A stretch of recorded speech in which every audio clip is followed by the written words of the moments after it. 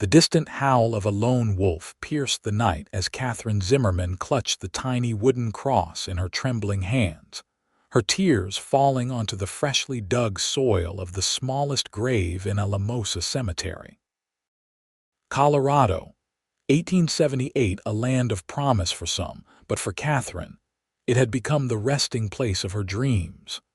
The moonlight cast long shadows across the cemetery as Katherine knelt beside the grave, her body racked with sobs that seemed to come from someplace deeper than her chest. Little Joshua had lived just 3 days, long enough for her to count his perfect fingers and toes, to see his father's blue eyes, and to fall completely, irrevocably in love. Not long enough for anything else. "I am sorry, my sweet boy," she whispered, her voice breaking. "Mama is so sorry." She had come alone, as she did most nights since the burial 4 days prior. Her husband Thomas had been a good man, but the fever that took their son had claimed him too, just last winter.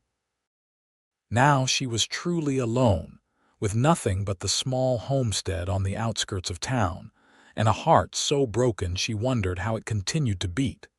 Katherine didn't hear the approaching footsteps, didn't notice anything until a tall shadow fell across the grave.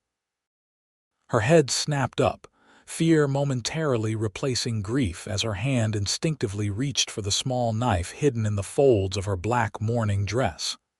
"Madam," came a deep, respectful voice. "Don't mean to frighten you." He stood a respectful distance away, had in his hands a tall man with broad shoulders and a face weathered by sun and wind. His clothes marked him as a working cowboy, dusty, practical, with a gun holstered at his hip that looked well used but cared for. "What do you want?" Katherine asked, hastily wiping tears from her face. Women alone were vulnerable in these parts, and though Alamosa was more civilized than some frontier towns, caution had become her constant companion. "Nothing, madam," he said, his voice softer than his appearance would suggest. "Saw you from the road. Thought it ain't right for anyone to be grieving alone in the dark." Katherine studied him warily. In the moonlight, she could see his features more clearly now, a strong jaw covered in several days' worth of stubble, eyes that seemed kind even in shadow, and hair the color of wheat that fell just past his collar. "I prefer to be alone," she said, though the words lacked conviction. The man nodded but didn't move. "Name's Adam Galloway, madam. I work at the Sorensen Ranch north of here." He gestured vaguely in that direction. "Lost my sister's little one last spring. Know something of what you're feeling." Something in his tone, a gentleness that seemed genuine, made Katherine's defenses waver slightly. "Katherine Zimmerman," she replied after a moment. "And this?" Her voice caught. "This is my son, Joshua." Adam nodded, looking at the small grave with its fresh carved marker. Without asking permission, he lowered himself to the ground, sitting a respectful distance from her but close enough that she could feel she wasn't alone. Katherine stiffened, preparing to tell him to leave, but the words wouldn't come. Instead, she found herself grateful for the simple human presence beside her, someone who didn't try to tell her the pain would ease or that her baby was in a better place. Someone who just sat, silent and steady in the cool night air. Minutes passed, perhaps half an hour, with neither speaking. Katherine's tears continued to fall, but somehow the desperate, suffocating grief that had been crushing her chest eased, just enough to draw a proper breath again. "Thank you," she whispered finally, surprising herself. Adam nodded, still looking ahead at the small wooden cross. "No need for thanks, Mrs. Zimmerman. Sometimes the hardest thing is breathing through the pain." "It's Miss," Katherine corrected automatically. "My husband passed last winter." Adam looked at her then, his expression somber in the moonlight. "That's a heavy burden for anyone to carry alone." Katherine nodded, suddenly exhausted. The grief that had sustained her, kept her upright these past days, was ebbing now, leaving hollowness and bone-deep weariness in its wake. She swayed slightly where she sat. "May I see you home, Miss Zimmerman?" Adam asked, noticing her fatigue. "It's getting late, and these trails can be treacherous in the dark." Katherine hesitated. She'd walked this path alone every night, but tonight the thought of the solitary cabin waiting for her, with its empty cradle and suffocating silence, seemed unbearable. "Yes," she said finally. "Thank you." Adam stood and offered his hand, helping her to her feet. Katherine placed one last kiss on her fingertips and pressed them to the small cross before turning away.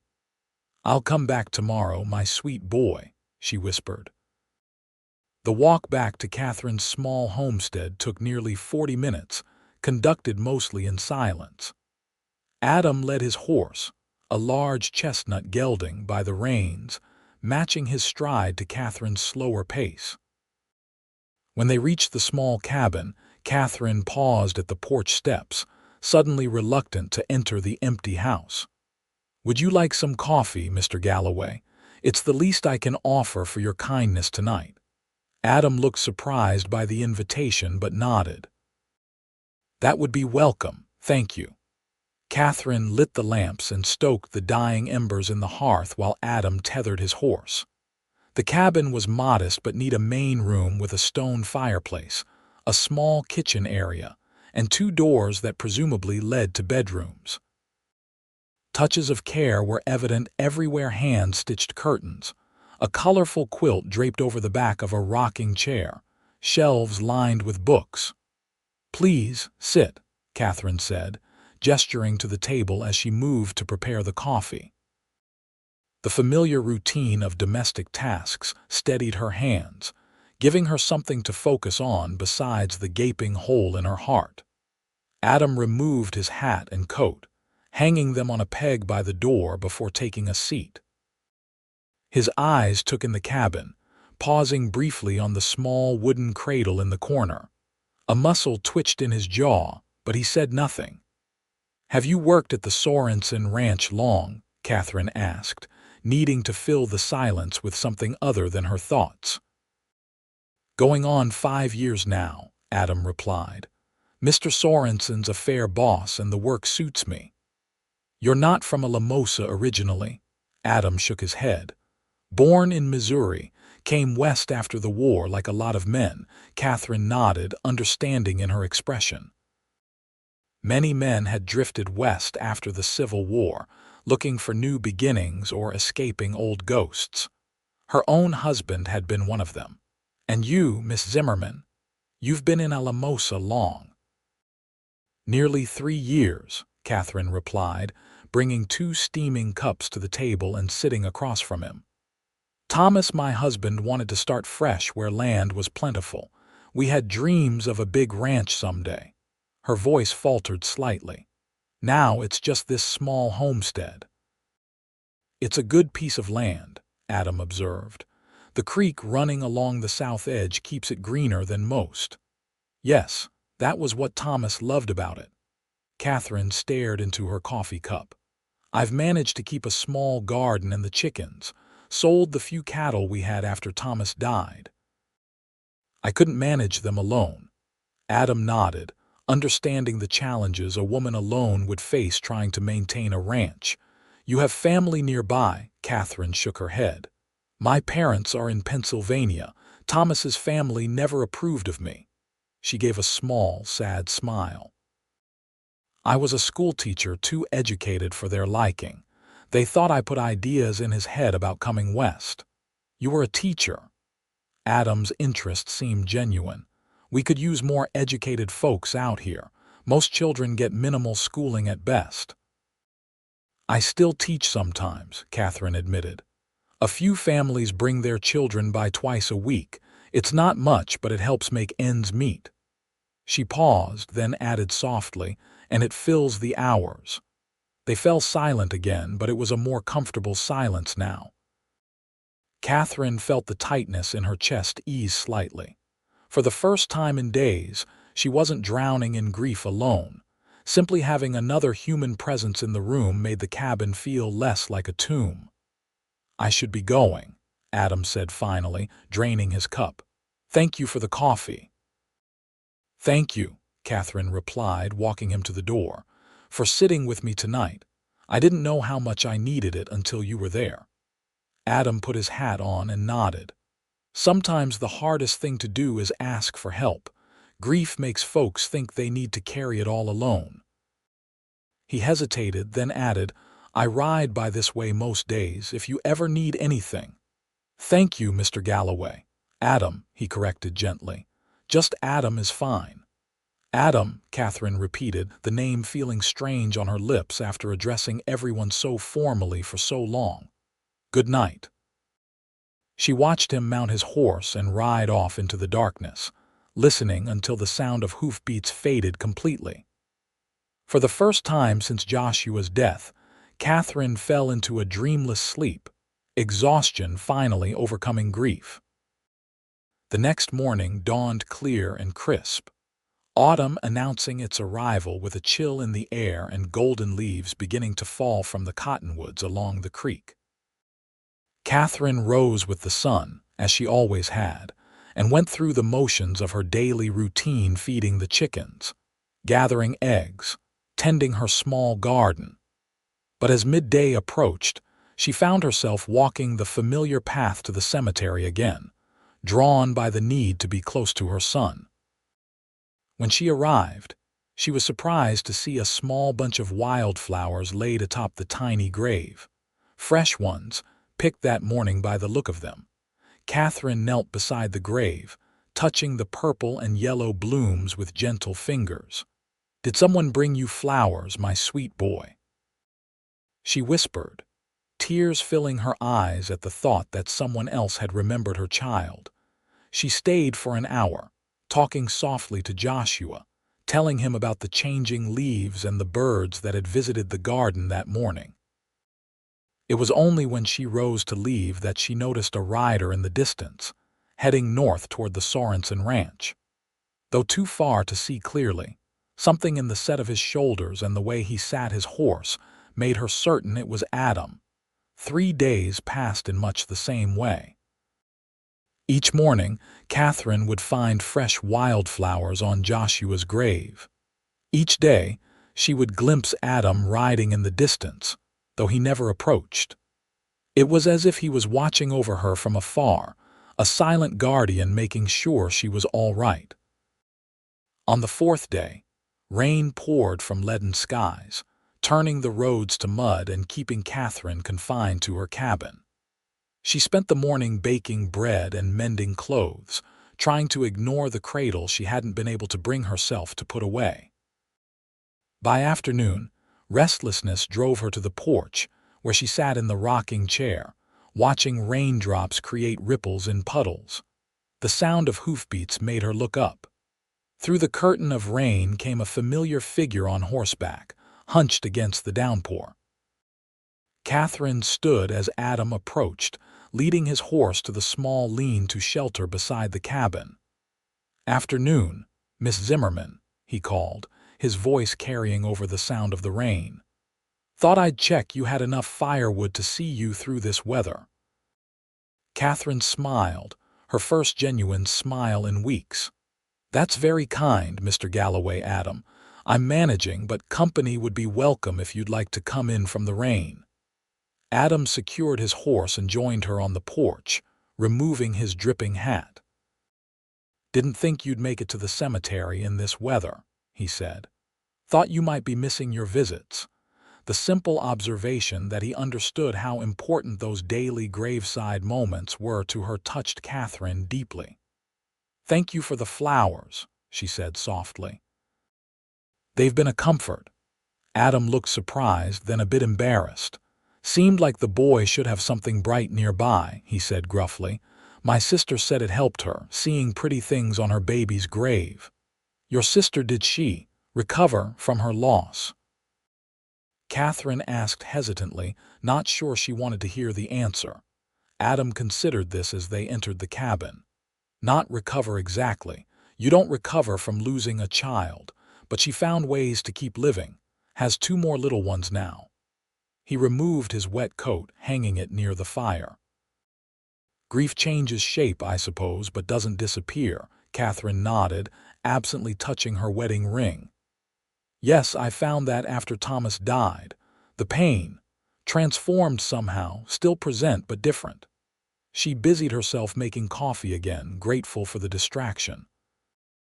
Will you stay for supper? It's nothing fancy, just stew, but it's hot. I'd be grateful, Adam replied. Haven't had a home-cooked meal in some time. They fell into an easy rhythm as Katherine prepared the meal.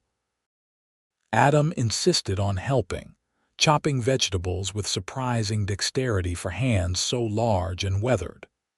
They talked of simple things: the changing weather, the upcoming harvest, stories of a Lamosa's early days. For a few hours, Katherine forgot to be a grieving mother.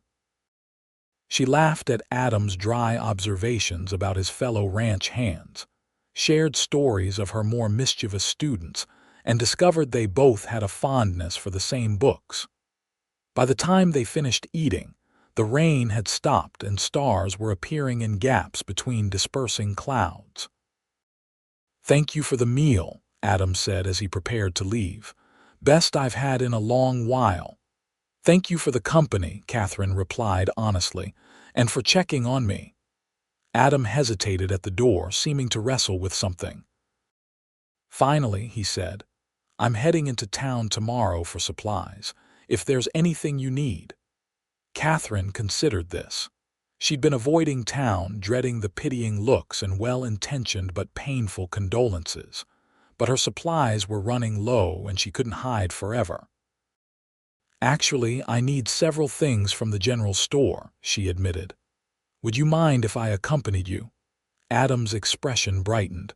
"Not at all. I'll come by around 10 if that suits." "That would be perfect. Thank you, Adam." After he left, Katherine stood in the doorway, watching his figure disappear down the moonlit path. For the first time since Joshua's birth and death, she felt a tiny spark of something other than grief, not happiness. Not yet, but perhaps a quiet contentment that she wasn't facing her life entirely alone.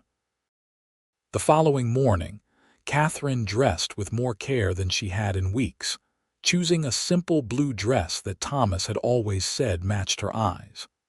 She tied her long brown hair back with a ribbon, studying her reflection in the small mirror. Grief had hollowed her cheeks and left shadows beneath her eyes, but at 28, she was still young, still capable of rebuilding a life. The thought brought immediate guilt. How could she think of life continuing when her son would never have the chance to live his? She pressed her hand against her chest, feeling the familiar tightness return. "I'm not forgetting you, Joshua," she whispered. "Mama will never forget you." Adam arrived promptly at 10, riding a wagon rather than his horse. He helped Katherine up onto the bench seat with a gentle hand, his smile warm when he saw her. "You look nice, Miss Zimmerman," he said, then quickly added, "That is, you look well." Katherine felt color rise in her cheeks, surprised by how the simple compliment affected her. "Thank you. And please, call me Katherine." The ride into a Lamosa took about half an hour, filled with comfortable conversation. Adam told her about growing up in Missouri with 4 sisters, about fighting for the Union in the war despite coming from a border state with divided loyalties, about his dreams of someday having his own ranch. "What about you?" he asked, as the town came into view. "What dreams brought you west, besides your husband's?" Katherine considered this, realizing it had been a long time since anyone had asked about her hopes rather than assuming they were merely extensions of Thomas's. "I wanted adventure," she admitted. "My life in Pennsylvania was predictable. Teaching the same children in the same schoolhouse, attending the same church socials every year." She smiled at the memory of her younger self. "When Thomas proposed and mentioned heading west, I practically packed my trunks that night. And has it been the adventure you hoped for?" Katherine's smile faded slightly. "Parts of it. I've seen beauty I never imagined existed, Met people from backgrounds I'd only read about. Learned to be stronger than I thought possible. She paused. Other parts have been harder than I could have prepared for. Adam nodded, understanding in his gaze. Life out here has sharper edges than back east. Higher highs and lower lows, seems like. Yes, exactly that. As they entered town, Katherine grew tense, dreading the inevitable encounters. Alamosa wasn't large, just a main street with businesses on either side. A church, a schoolhouse, and homes scattered around the perimeter, but it felt enormous to someone who had been avoiding human contact. Adam seemed to sense her anxiety. "We'll make quick work of it," he promised. "Get what we need and be on our way." The general store was their first stop. Mrs. Henderson, the proprietor's wife, spotted Katherine immediately and hurried over, her face a mask of sympathy. "Katherine Zimmerman, bless your heart," she exclaimed, taking Katherine's hands in hers. "We've all been so worried about you hiding away out there all alone after such tragedy." Katherine forced a polite smile. "Thank you for your concern, Mrs. Henderson. I've been managing." "Of course you have, you brave thing, but to lose both husband and child in such a short time." Mrs. Henderson shook her head, then noticed Adam standing protectively nearby. Her eyebrows rose. "And who might this be?" "Adam Galloway, madam," Adam said before Katherine could respond. "I work at the Sorensen Ranch." Mrs. Henderson's eyes darted between them, calculation visible in her expression. Katherine could practically see the gossip forming. "I'm helping Miss Zimmerman with some repairs to her homestead," Adam added smoothly. "The roof needed attention before winter sets in." "How neighborly," Mrs. Henderson replied, though her tone suggested she suspected more. "Well, what can I get for you both today?" They provided their lists, and while Mrs. Henderson gathered their items, Katherine became aware of whispers and glances from other customers. The weight of their attention felt suffocating. "Perhaps I'll wait outside," she murmured to Adam. "We're nearly done here," he replied quietly. "Just a few more minutes, then we'll go." His steady presence beside her made the ordeal bearable. When they finally emerged from the store, packages in hand, Katherine exhaled in relief. "Thank you," she said as they loaded the supplies into the wagon. "For what you said about the repairs. Mrs. Henderson would have had the whole town talking by sundown otherwise." Adam's expression darkened slightly. "Folks should mind their business. You've suffered enough without becoming fodder for gossip." As they prepared to leave town, a woman's voice called out, "Katherine!" "Wait!" Katherine turned to see Eleanor Davies, the minister's wife, hurrying toward them. Unlike Mrs. Henderson, Eleanor had been a genuine friend since Katherine's arrival in Alamosa. "Eleanor," Katherine greeted her with real warmth. "How are you?" "Never mind me," Eleanor said, embracing Katherine tightly. "How are you, my dear? We've been so worried." Katherine hesitated, not wanting to lie but unable to say she was well. "I'm taking each day as it comes." Eleanor nodded, understanding in her eyes. "That's all any of us can do. Will you come for Sunday service? The community would like to support you." Katherine tensed at the thought of sitting in church, feeling everyone's eyes upon her. "Perhaps soon," she said non-committally. Eleanor seemed to understand her reluctance. "When you're ready, then." She glanced at Adam, curiosity evident. "Adam Galloway," he introduced himself, tipping his hat. "Pleased to meet you, Mrs. Davies." "Likewise," Eleanor replied, her assessment of him quick but thorough. Whatever she saw seemed to satisfy her. "Katherine, remember what I said. Our door is always open to you, day or night." "Thank you, Eleanor." As they drove away from town, Katherine felt both drained and relieved. "That wasn't as terrible as I feared," she admitted. "You're stronger than you give yourself credit for," Adam observed. Katherine wasn't sure about that, but she appreciated his confidence. "Would you like to stop at the cemetery before we head back?" she asked. I haven't visited Joshua today. Adam nodded, directing the wagon toward the small, fenced cemetery on the outskirts of town. When they arrived, Katherine was surprised to see him gather a handful of late-blooming wildflowers from the roadside before following her to Joshua's grave. They stood together in silence, Adam respectfully hanging back while Katherine knelt beside the small mound. After a few moments, he stepped forward and gently placed his flowers beside the grave. "I never got to meet your boy," he said quietly, "but I reckon he had your kind heart and strong spirit." The simple words, spoken with such sincerity, broke something open in Katherine. Tears flowed freely as she nodded.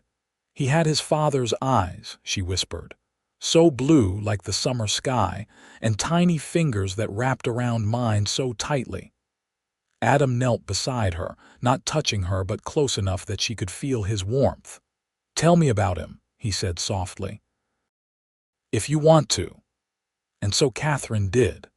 For the first time, she spoke aloud all the tiny details she had memorized during Joshua's brief life, the way his nose wrinkled when he yawned, how his downy hair had felt against her lips, the perfect shell of his ears. Adam listened, offering nothing but his attention and occasional nods, allowing her words to pour forth unchecked. When she finally fell silent, exhausted but somehow lighter, Adam spoke. "Thank you for sharing him with me. He sounds like he was a fine boy." "He was," Katherine agreed, rising slowly. "The best part of me." Adam helped her to her feet, his hands strong and steady. "Not the only best part," he said quietly, then seemed embarrassed by his own words. "We should head back before dark." The ride home was peaceful, both of them content with comfortable silence. As they approached Katherine's cabin, the setting sun bathed the landscape in golden light, making the simple homestead look almost magical. "It's beautiful here," Adam remarked as he helped unload her supplies. "You've done well maintaining it on your own." "It's been challenging," Katherine admitted. "There's always something needing repair or attention." Adam hesitated, then said, "I have Sundays off from the ranch. If you'd permit, I could help with some of those repairs." "The roof, like I mentioned to Mrs. Henderson, it could use some work before winter." Katherine studied him, trying to understand his motives. "Why are you being so kind to me, Adam? You barely know me." Adam's weathered face softened. "I know what it is to be alone with grief. After the war, I wandered for years, carrying memories no one should have to bear." He looked away toward the distant mountains. "Sometimes a little kindness makes the difference between drowning and finding your way back to shore." His honesty touched her deeply. "Then I would be grateful for your help," she said. "And perhaps I could cook Sunday dinner in return." Adam's smile transformed his face, making him look younger, almost boyish. "That would be more than fair." As he mounted his horse to leave, having switched from the wagon back at the ranch, before escorting her home, Katherine found herself reluctant to see him go. "Thank you, Adam, for everything today." "Until Sunday, then," he replied, tipping his hat before riding away. Katherine stood watching until he disappeared from view, aware of a strange feeling in her chest. Not happiness exactly, the wound of losing Joshua was still too raw for that, but perhaps the first tentative steps toward healing. Sunday arrived clear and bright, the kind of autumn day that showcased Colorado's beauty in its fullest glory. Katherine rose early, baking bread and preparing a chicken for roasting. She found herself humming as she worked, a habit from before that had been absent these past weeks. When Adam arrived mid-morning, he came prepared with tools and supplies for repairing her roof. Katherine watched from below as he moved confidently across the sloped surface, replacing damaged shingles and sealing leaks. "Your husband did good work laying this roof," Adam called down. "Just needs some maintenance to last many more years," Katherine nodded, feeling a pang at the mention of Thomas. "He was always good with his hands," she replied. "Built most of this cabin himself." By early afternoon, Adam had completed the roof repairs and moved on to fixing a sagging porch step and a stubborn window that wouldn't close properly. Katherine marveled at his efficiency and skill, realizing how many small issues she'd been trying to ignore or manage on her own. When dinner was ready, they sat at her small table, the cabin filled with delicious aromas and warm conversation.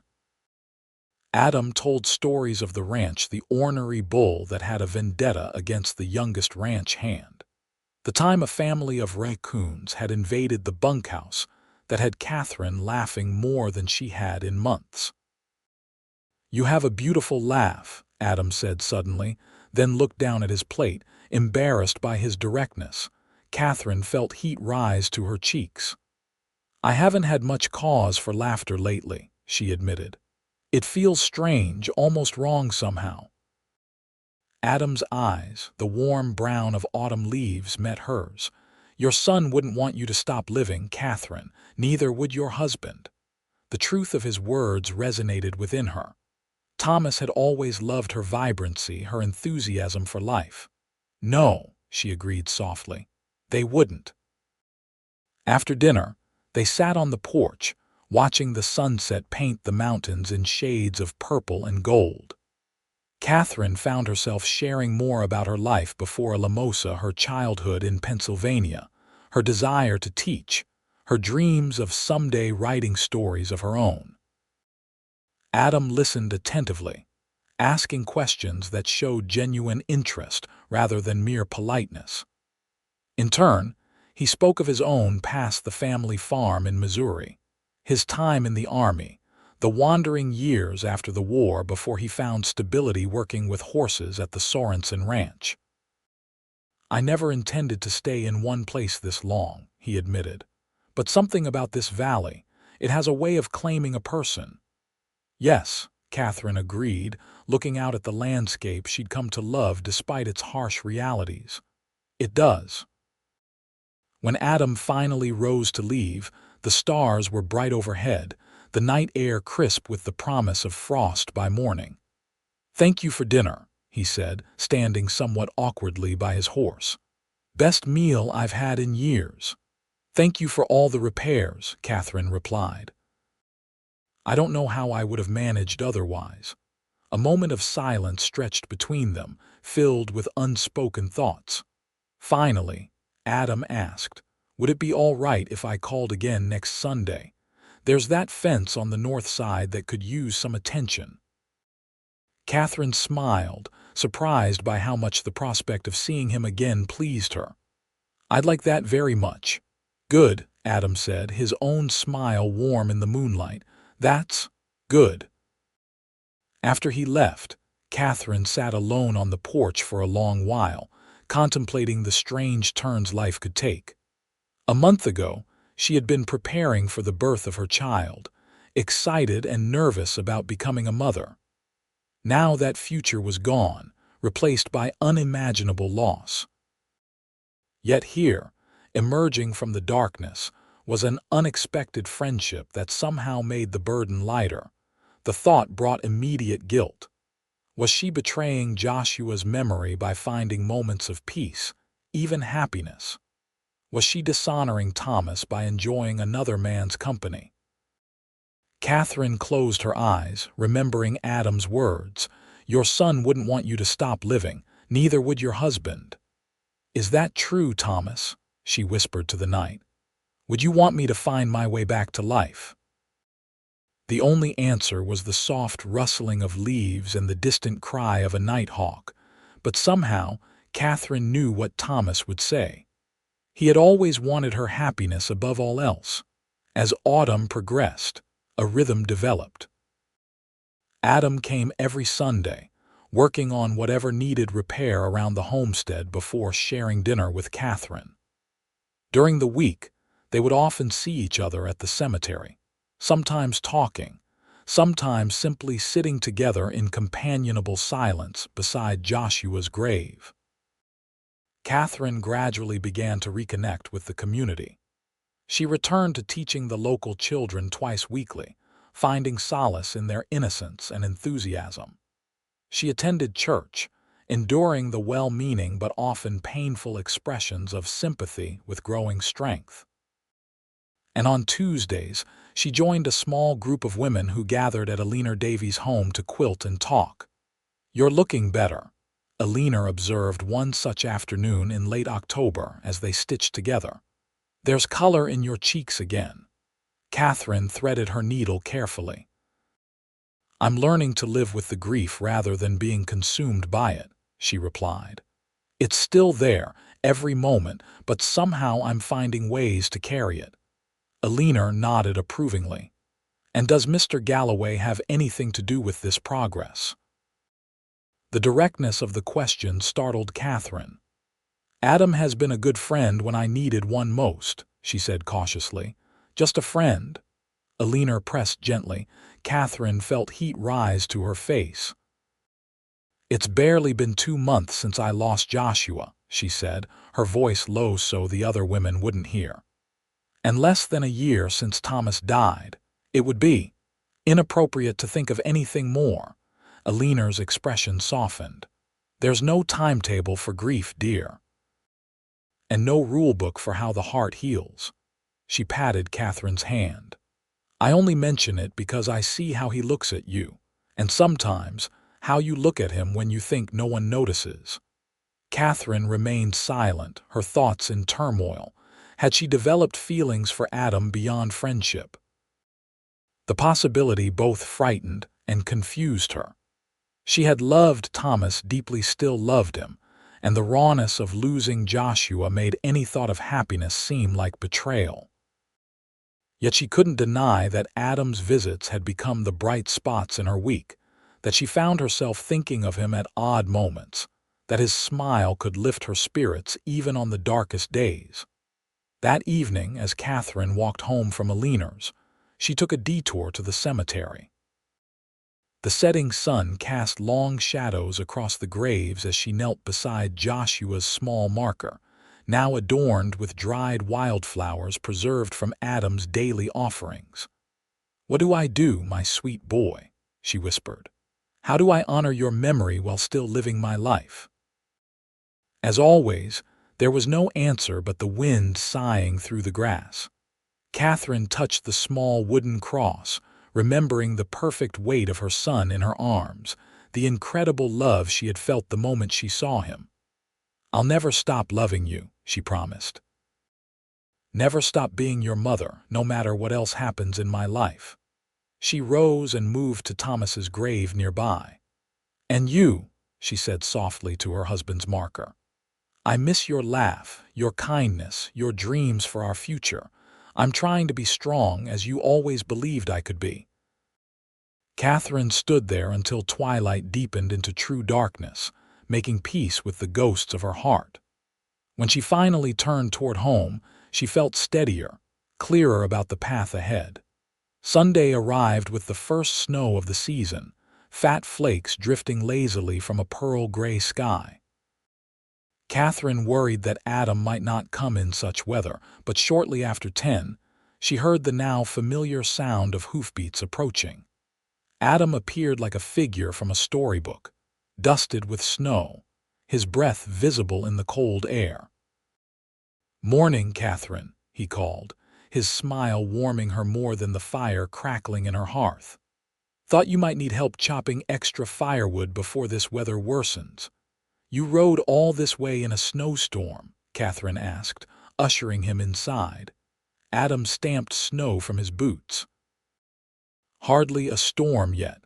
Besides, I gave my word I'd come." They spent the morning working side by side, Adam splitting logs while Katherine stacked them in the lean-to shelter beside the cabin. By midday, they had enough wood to last through several weeks of cold weather, and the snow was falling harder, the wind picking up strength. "You shouldn't try to ride back in this," Katherine said as they huddled by the fire, warming their hands. "The trails will be treacherous." Adam nodded, looking concerned. "I don't like to impose, but it might be wise to wait until it lets up." It's no imposition. I've stew simmering and you're welcome to stay as long as needed." Katherine paused, then added practically, "The spare bedroom is available if the storm continues through the night." Adam looked momentarily uncomfortable. "I wouldn't want to cause talk in town. I think we're beyond concerning ourselves with Mrs. Henderson's gossip," Katherine said with a small smile. "Besides, no one would expect you to risk your life riding in a blizzard simply to preserve my reputation." This brought a chuckle from Adam. "Fair enough." As the day progressed, the storm intensified, snow piling in drifts against the cabin walls and wind howling down the chimney. Inside, however, warmth and comfort reigned. They shared a leisurely meal, played cards at the table, and talked for hours as darkness fell early in the storm's grasp. Adam told her more about his life, his childhood in rural Missouri, his complicated relationship with his father, his experiences during the war that still haunted his dreams sometimes. Katherine, in turn, shared memories of her own family, her years teaching in Pennsylvania, her initial adjustment to frontier life. "Thomas was so certain we would prosper here," she recalled, gazing into the fire. "He had such grand plans for our ranch." "He chose well picking this land," Adam observed. "With the right management, it could be quite successful even on this scale." Katherine sighed. "Perhaps, but I haven't the knowledge to run a proper ranch. The garden and chickens are challenge enough." Adam was quiet for a moment, seeming to choose his next words carefully. "Have you thought about what you'll do long term? Will you stay in a limosa?" The question caught Katherine off guard. She'd been taking life one day at a time, focused on simply surviving her grief rather than planning a future. "I haven't decided," she admitted. "Sometimes I think of returning east to my parents, but, Adam prompted gently when she trailed off. "But Thomas and Joshua are here," she said softly. "And despite everything, this place has become home." She looked up at him. "What about you? Will you stay at the Sorensen Ranch?" Adam poked at the fire, sending sparks up the chimney. "Mr. Sorensen is getting older. His son has little interest in ranching, prefers life in Denver. There's talk he might sell in the next year or two." He hesitated, then added, "I've been saving to buy my own place, something modest to start with." "That's a wonderful goal," Katherine said sincerely. "You have a gift with animals and the land. You'd make a fine rancher." The fire crackled in the silence that followed, casting dancing shadows across their faces. Katherine became acutely aware of how alone they were, how intimate the small cabin felt with the storm raging outside. Adam seemed to sense the shift in atmosphere as well. He stood somewhat abruptly. "It's getting late. I should let you rest." Katherine nodded, rising to show him to the spare room, the one that would have been Joshua's as he grew older. She had avoided it since his birth and death, finding it too painful to enter the small space with its empty cradle. "I'm afraid it's not very warm," she apologized, lighting a lamp. I don't use it often." Adam took in the room with a single glance, understanding immediately. "I'll be fine," he assured her. "I've slept in far worse conditions." Katherine nodded, suddenly feeling awkward. "Well, good night then." "Good night, Katherine, and thank you." She retreated to her own bedroom, changing quickly into her nightgown in the chilly air before sliding beneath the quilt. Outside, the wind moaned around the eaves, snow tapping against the windowpane like ghostly fingers. Despite the storm, Katherine felt strangely secure knowing Adam was just across the hallway. Sleep proved elusive, however. She lay awake, listening to the occasional creak of floorboards as Adam moved about in the spare room, her thoughts a confusing tangle. Elinor's words echoed in her mind. "There's no timetable for grief, and no rulebook for how the heart heals." Was her heart healing? The pain of losing Joshua remained, a constant ache that Katherine suspected would never fully disappear. But alongside it, something new was growing: feelings for Adam that she could no longer pretend were merely friendship. The realization both frightened and exhilarated her. It had been only 2 months since she'd lost her son, less than a year since Thomas's death. Was it disloyal to feel this way so soon? Or was it, as Alina suggested, simply the heart's natural path toward healing? Morning brought clarity with its pale winter sunlight. The storm had passed during the night, leaving a world transformed: pristine white drifts sculpted by the wind, trees encased in glittering ice, the sky a brilliant blue that hurt the eyes. Katherine found Adam already awake, rekindling the fire and making coffee. "Good morning," he greeted her, his smile warm in the chilly room. "Hope I didn't wake you." "No, the sunlight did that," she replied, noticing how at ease he seemed in her kitchen, as if he belonged there. "The storm has passed." Adam nodded, looking out the window. "Beautiful, isn't it? First heavy snow always looks like the world's been made new." Katherine joined him at the window, their shoulders nearly touching as they gazed out at the transformed landscape. "Yes, like all the rough edges have been smoothed away, all the flaws covered over. Until spring reveals them again," Adam added with a touch of wry humor. "Until spring," Katherine agreed, finding unexpected metaphor in their words. Wasn't grief like winter, covering everything for a time, only to eventually recede and allow new growth? They shared a simple breakfast before Adam prepared to leave, checking on his horse and gathering his things. Katherine watched him, aware of a decision forming within her heart. "Adam," she said as he stood at the door, ready to depart, "I've been thinking about what you said yesterday, about your plans to buy your own ranch someday." He nodded, waiting for her to continue. Katherine took a deep breath. "This land, Thomas's land, it has potential, as you said, but I lack the knowledge to make it prosper." She met his eyes directly. "Perhaps we could help each other." Adam's expression shifted from confusion to dawning understanding. "What exactly are you proposing, Katherine?" "A partnership of sorts," she said, forcing herself to continue despite her racing heart. "You have the skills and experience this place needs. I have the land and the desire to see it thrive as Thomas intended." She hesitated, then added more softly, "And I've grown to value your company more than I can express." Adam was silent for a long moment, his face unreadable. Finally, he said, "Katherine, are you certain this is what you want?" "It hasn't been long since Joshua," she finished for him. "I know, and I'll carry that loss forever, but I'm beginning to understand that grief and hope can exist side by side." She took a step closer to him. "I'm not suggesting anything improper.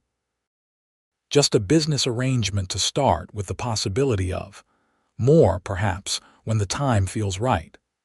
Adam's eyes searched hers, seeming to look for any doubt or hesitation. "You should know that I've developed feelings for you that go beyond friendship," he admitted quietly. "But I would never want to rush you or take advantage of your vulnerability." Katherine felt a weight lift from her heart at his honesty. "I feel the same," she confessed, "and I appreciate your respect for my grieving process. That's why I trust this could work between us." Adam nodded slowly. "A partnership," he repeated, considering the idea. "I'd need to give proper notice at the Sorensen Ranch, and we should have legal papers drawn up to protect both our interests." "Of course," Katherine agreed, relieved by his practical response. It confirmed she had chosen wisely in trusting him. "And you should take more time to be certain this is truly what you want," Adam added. "Perhaps we could revisit the conversation after the new year." Katherine recognized the wisdom in his suggestion, though part of her wanted to seal the agreement immediately. "That seems reasonable," she conceded. "In the meantime, will you still come on Sundays?" Adam's smile returned, warming his features. Wild horses couldn't keep me away. As the weeks passed and winter settled fully over Alamosa, Katherine and Adam continued their Sunday tradition. He helped with maintenance around the homestead while she cooked meals they shared by the fire. They discussed plans for the ranch, which fields might be planted in spring, how many cattle they could reasonably manage, improvements needed for the barn and corrals. Christmas approached, bringing both joy and sorrow for Katherine.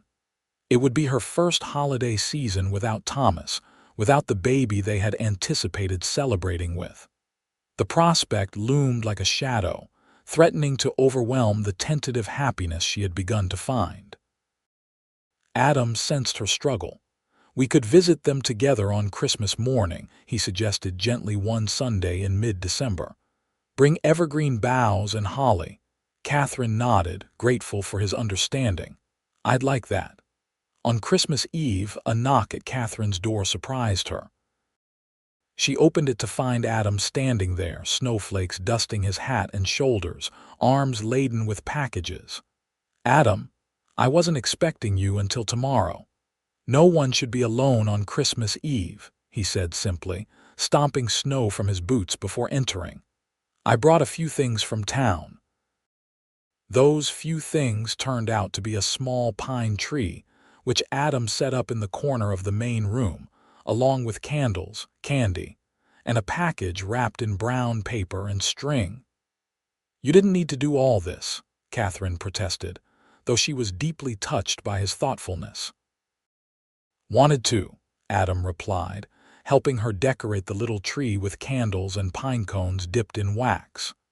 "Christmas was always special in my family, even during lean years." When the tree was decorated, they sat before the fire sipping hot cider spiced with cinnamon. Outside, snow began to fall again, soft and gentle in the gathering darkness. "I have something for you as well," Katherine said, retrieving a carefully wrapped package from her bedroom. "Though it's nothing compared to all this." Adam opened it to find a hand-knitted scarf in deep blue wool. "Katherine, it's perfect," he said, immediately wrapping it around his neck. "Did you make this yourself?" She nodded, pleased by his reaction. "During the evenings, it helped keep my hands busy and my mind occupied." "Now mine," Adam said, handing her the brown paper package. "It's not much, but I thought you might like it." Katherine unwrapped it carefully to reveal a small wooden box, beautifully crafted with intricate carvings of wildflowers on the lid. When she opened it, a soft melody began to play, a lullaby she recognized immediately. "A music box," she whispered, tears filling her eyes. "Adam, it's beautiful," I thought. He hesitated, looking uncertain for the first time since she'd known him. "I thought you might want somewhere to keep memories of Joshua, letters perhaps, or the small cap I saw on the shelf in his room." Katherine's tears flowed freely now, but they weren't entirely tears of sorrow. The thoughtfulness of the gift, the fact that Adam understood her need to preserve memories of her son rather than trying to help her forget, touched her more deeply than anything had in months. "It's perfect," she said, reaching for his hand and squeezing it tightly. "Thank you." They sat together long into the night, sharing stories of Christmases past, singing carols softly, and enjoying the simple pleasure of not being alone on the holy night. When the mantel clock struck midnight, Adam rose reluctantly. "I should go. The bunkhouse will be locked, but I can sleep in the stable at the ranch." Katherine shook her head. "It's still snowing and it's Christmas. Please stay." She gestured to the spare room. "The room is prepared." Adam hesitated only briefly before nodding. "Thank you." Christmas morning dawned clear and cold, the world outside transformed into a glistening wonderland. After a simple breakfast, they bundled up and made their way to the cemetery, carrying evergreen branches, holly berries, and pine cones collected from the woods. The small graveyard was deserted, blanketed in pristine snow that crunched beneath their boots. They worked silently, decorating first Joshua's tiny grave and then Thomas's beside it. When they finished, Katherine stood between the two markers, Adam a respectful distance behind her. "Merry Christmas, my loves," she said softly. "I miss you both every day." She paused, feeling Adam's steady presence behind her like a shield against the cold. "I'm learning to live again as you would want me to. I'm finding moments of happiness, even in this world without you." She knelt, brushing snow from the small wooden cross. "Sleep peacefully, my sweet boy. Mama loves you always." When she rose, tears freezing on her cheeks in the bitter cold, Adam stepped forward and placed a hand gently on her shoulder. They stood there together as the winter sun climbed higher in the sky, casting long blue shadows across the snow-covered graves. On their way home, they passed the church just as services were concluding. Eleanor Davies spotted them and waved, inviting them to join the community dinner in the parish hall. "We couldn't impose," Katherine began, but Eleanor wouldn't hear of it. "Nonsense. There's plenty for all, and no one should eat alone on Christmas." Adam looked to Katherine, leaving the decision to her. After a moment's hesitation, she nodded. "Thank you, Eleanor, we'd be honored." The parish hall was warm and bright, filled with familiar faces and the mouth-watering aromas of roasted turkey, ham, and all the traditional fixings. Katherine felt a momentary panic at entering the crowded room, but Adam's hand at the small of her back steadied her. "We can leave any time you wish," he murmured, but to her surprise, Katherine found the gathering comforting rather than overwhelming. These were her neighbors, people who had shown her kindness during the darkest days of her life. Mrs. Henderson still gossiped, eyebrows rising meaningfully when she saw Katherine and Adam arrive together, but even her chatter seemed benign today, part of the familiar fabric of community life. They ate at a long table with other families, sharing stories and laughter that felt like a balm to Katherine's soul. Children darted between the tables, playing with new toys and stuffed with Christmas sweets.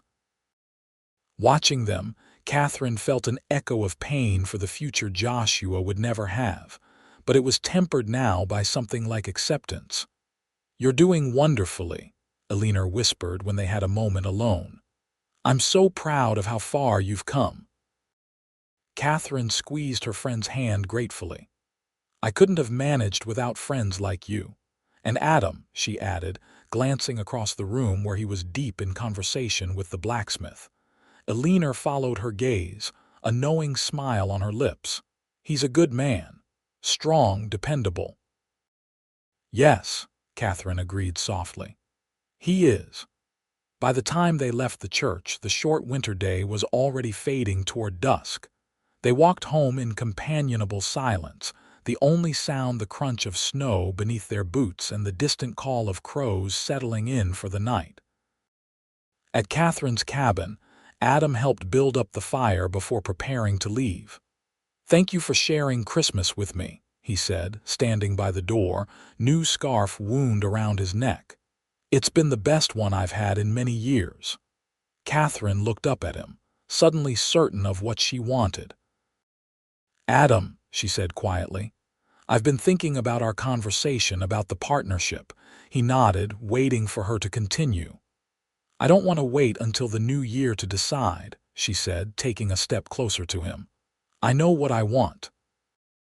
Adam's expression remained serious, though something flickered in his eyes. "And what is that, Katherine?" "You," she said simply. "Here with me, building something together, a ranch, a home, perhaps someday, a family." The last words came out barely above a whisper, but she didn't flinch from them. "I know it's soon. I know there will be talk, but life is too short and too precious to waste time worrying about what others might think." Adam was silent for a long moment, his gaze never leaving hers. "Are you certain?" he asked finally. "I need you to be certain, Katherine." In answer, she closed the remaining distance between them, reaching up to touch his face gently. "I am." When their lips met, it felt like coming home after a long, difficult journey.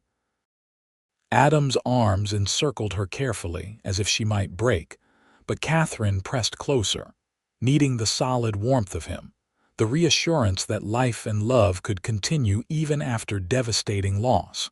When they finally parted, both somewhat breathless, Adam rested his forehead against hers. "I love you, Katherine," he said softly.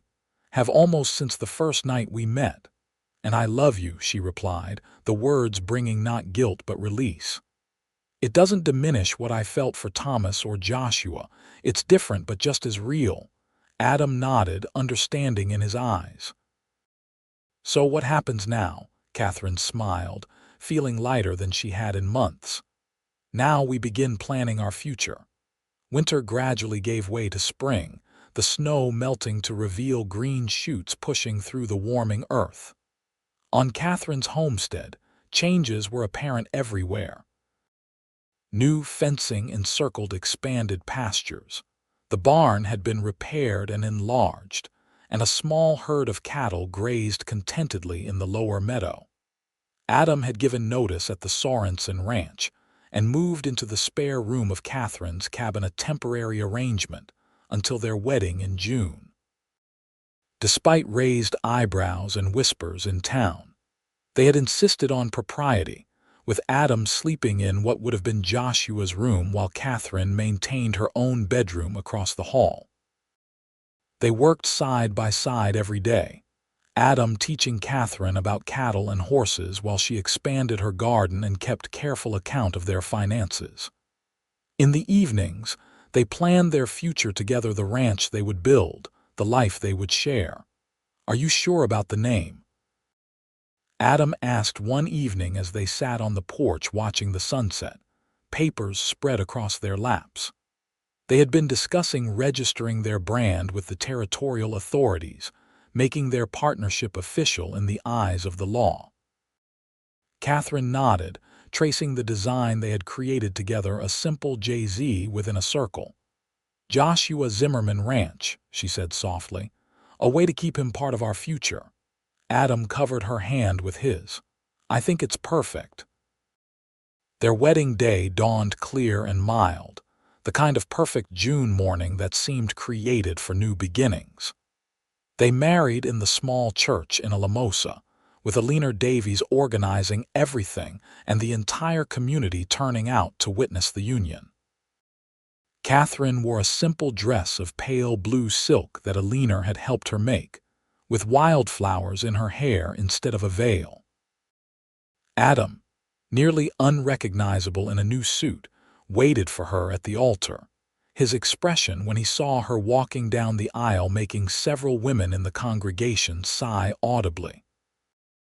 The ceremony was brief but meaningful, with Reverend Davies speaking eloquently about love's power to heal and transform. When Adam and Katherine exchanged vows, their voices were steady and sure, their eyes never leaving each other's faces. "I now pronounce you husband and wife," Reverend Davies declared, beaming at the couple. "You may kiss your bride, Mr. Galloway." The kiss was gentle but filled with promise, drawing appreciative applause from the gathered guests. As they turned to face their friends and neighbors as a married couple, Katherine felt a sense of rightness settle over her. This wasn't the future she had once imagined, but it was beautiful nonetheless. The celebration afterward was joyous, with tables set up outside the church laden with food contributed by every family in town.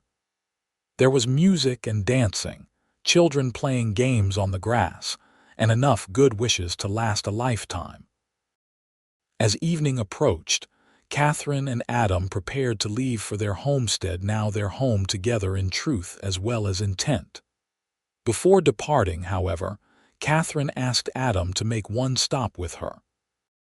The cemetery was peaceful in the golden light of early evening, wildflowers nodding in the gentle breeze. Katherine and Adam, still in their wedding clothes, approached the two graves that held such important places in her heart.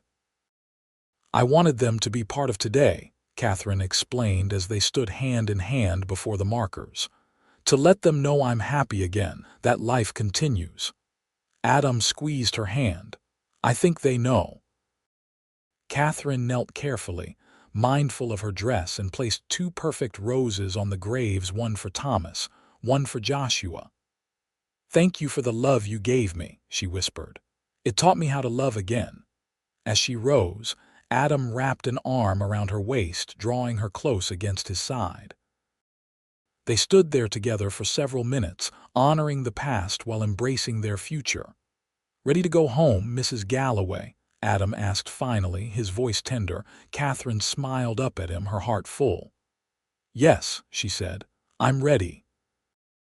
The ride back to their ranch was quiet, both of them tired from the emotional day but content in each other's company. As they crested the final hill and their homestead came into view, bathed in the warm light of sunset, Katherine felt a sense of completion, of things coming full circle.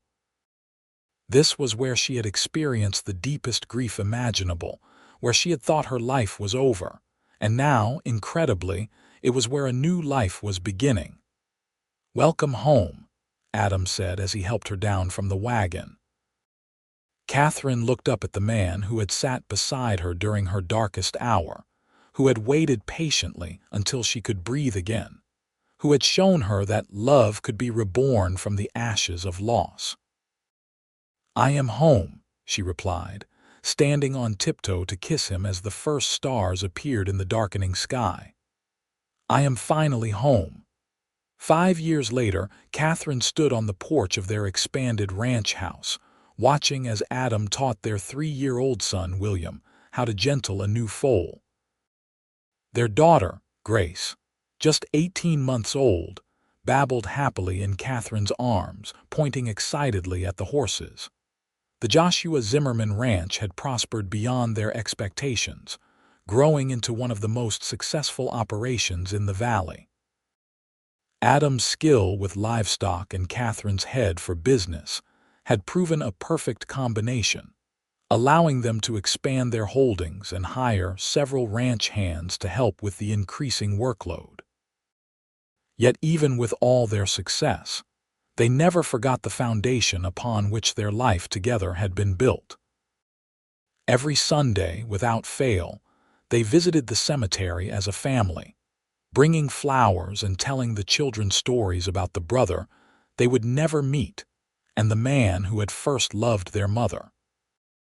William, with his father's wheat-colored hair and his mother's serious expression, always listened intently to these stories, occasionally asking questions that brought tears to Katherine's eyes. "Does Joshua like horses too?" he had asked once, placing a small wooden toy on his brother's grave. "I think he would have loved them," Katherine had answered, watching as Adam lifted their son onto his shoulders for the walk home. Now, as the summer day faded toward evening, Katherine called out to her husband and son, "Supper's nearly ready. Come wash up." Adam scooped William onto his shoulders, making the boy giggle with delight as they approached the house. "Something smells wonderful," he said, leaning down to kiss Katherine as he passed. "Eleanor brought over a berry pie when she came to collect the school books," Katherine explained, following them inside. Their home had become the informal schoolhouse for the area, with Katherine teaching the local children 3 days a week. The main room was warm and inviting, filled with evidence of their busy life, books stacked on shelves Adam had built, children's toys in a basket by the fireplace, a half-finished quilt draped over Katherine's rocking chair. On the mantel sat the music box Adam had given her that first Christmas, still playing its sweet lullaby when opened. As they gathered around the table, Adam at one end, Katherine at the other, with the children between them, Katherine felt a wave of gratitude so intense it momentarily took her breath away. This life, so different from what she had once planned, yet so rich in its own way, had emerged from the darkest period she could have imagined. "Everything all right?" Adam asked, noticing her expression. Katherine smiled at him, the man who had once sat beside her in a cemetery until she could breathe again, who had shown her that grief and joy could exist side by side in one heart. "Everything is perfect," she replied, reaching for his hand across the table. "Absolutely perfect." And it was.